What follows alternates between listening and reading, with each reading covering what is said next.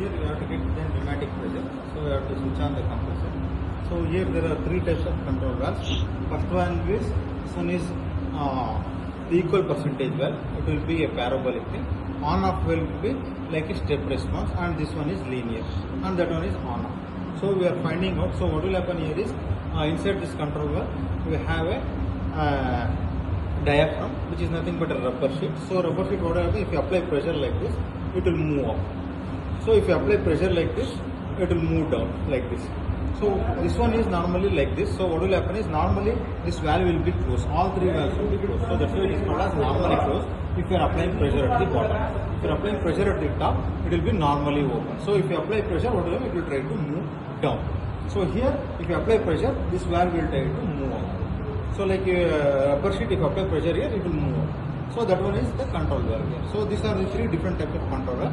So depending upon our requirement, we are going to use either this one or this one. So here we are finding the characteristics of all three.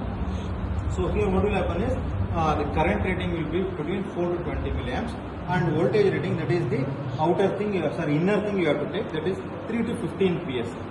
So correspondingly we are going to do it. So and this one will be a rotameter, which will be a see-through or glass measurement what we are going to do. So what will happen is, whenever you are going to apply the pressure, water will flow from this valve. So what we have to make is, it will take the easiest path. So if you are working on this one, we are closing this one and opening this control.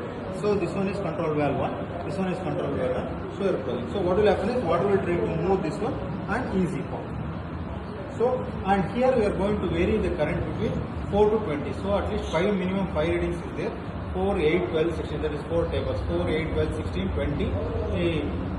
Current reading you are noting down. One is the output pressure. Second one is the stem position.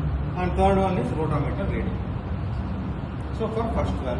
So this is for first valve. If you want to work on second valve, so we have to close this one, open this one and close this one, and the pressure over here. This one is taken, they have written it as control valve 2. For that, it is the connection is given over here, control valve 2.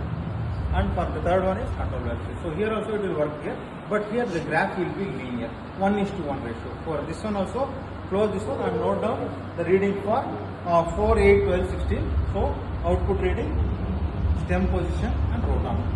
And similarly for the third one is close this one and open this one, close this one. So this one you are opening and you are closing. So that the pressure water apply will be only for this one, not for other.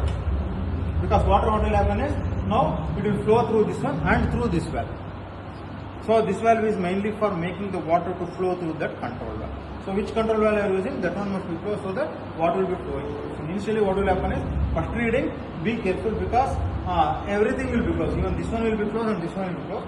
Water won't flow through this one. So pressure will be there on the motor. First reading you have to take a little bit early, so that the pressure does not be moved for a long duration of time. After that you will open this one.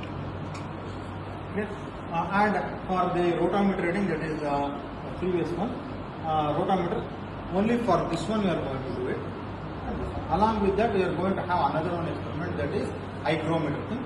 So since we are doing only this one, along with this one we are going to give the hygrometer. Wet and dry valve hygrometer means wet valve we are making it wet, and we are rotating for 15 to 20 minutes, 15 to 20 times, once in room temperature, once outside humidity we are measuring, and inside the oven. 3 different readings. There also, how we are going to take is, one is dry bulb temperature versus the difference between dry bulb and wet bulb.